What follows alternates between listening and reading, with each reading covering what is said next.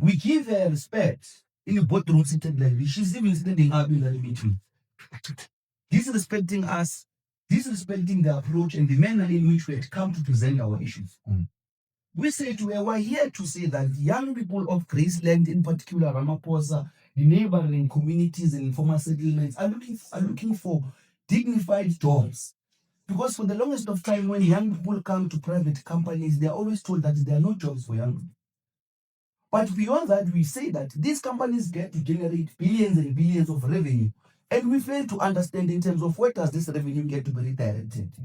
Because our public schools are atrocious in our communities.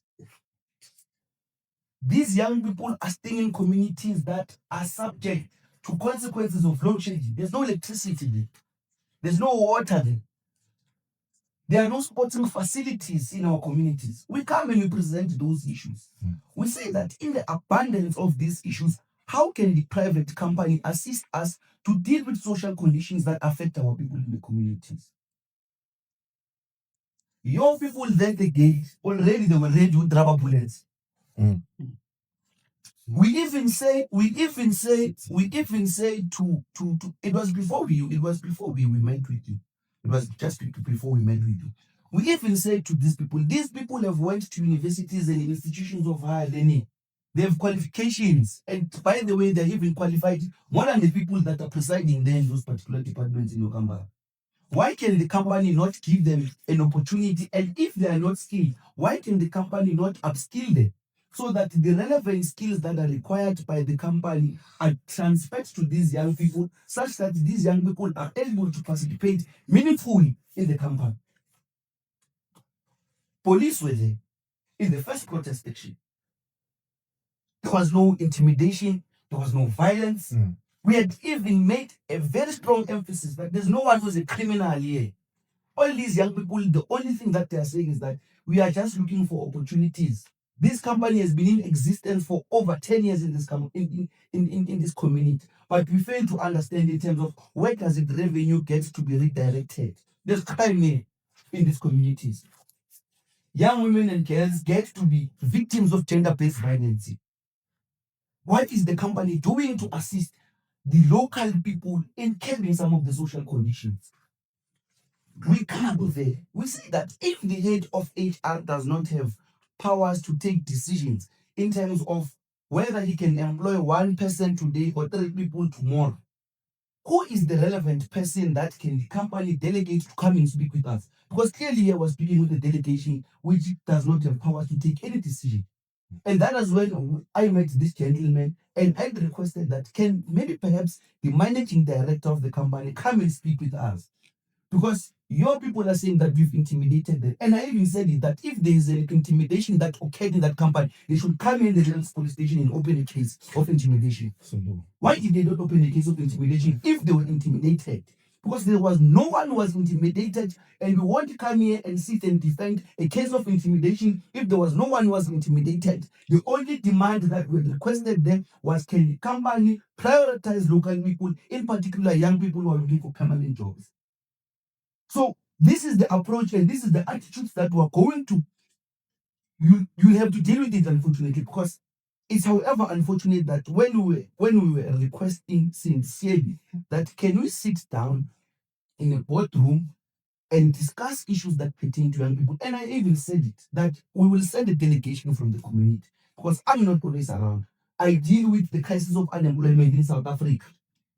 I represent 18 million young people in South Africa who are looking for permanent jobs in the mines and private companies like yours, which get to generate billions of revenue.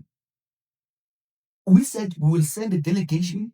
That delegation will come and speak with your people, and then you will find amicable consensus. If there is a remedy, if there are certain things that you will be able to commit to, and all of that, can the company do that in our absence? We get there, they say that they've been intimidated. Why are they not part of this meeting if they're saying that we intimidated them?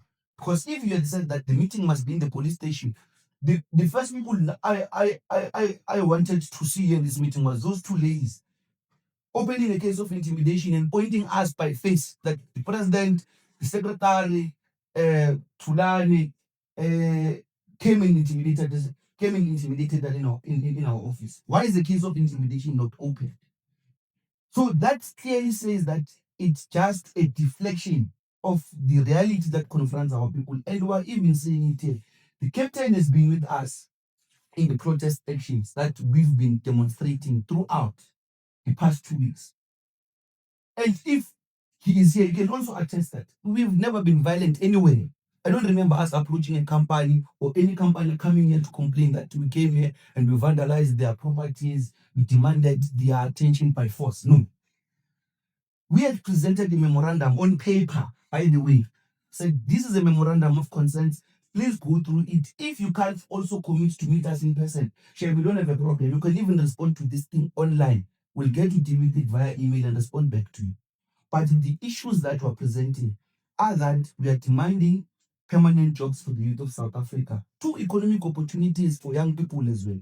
Because we have said that young people cannot only be reduced to jobs where the company has a quantum of opportunities to empower young people who also want to venture into business. These young people are saying that we see trucks here, trucks that get to be manufactured where we get to stay, but the companies and service providers that get to be empowered are service providers from Free State, Bloemfontein, Vereeniging, people who are employed here at Togol, people from Togoza, Soweto, and all of that. And we said that when we're looking for opportunities, we're not only saying that these young people must only be reduced to kitchen girls and garden boys. We're not saying that young people must be reduced to kitchen girls and garden boys. We're saying that these young people, if they don't have the relevant skills, must be given an opportunity to be upskilled such that they meet certain requirements that the company needs. And the head of HR comes to us and says to us, as a company, we also give bursaries to young people to go and start. We ask a simple question: where does that get to happen? Because in our communities, there's no such information that gets to come across young.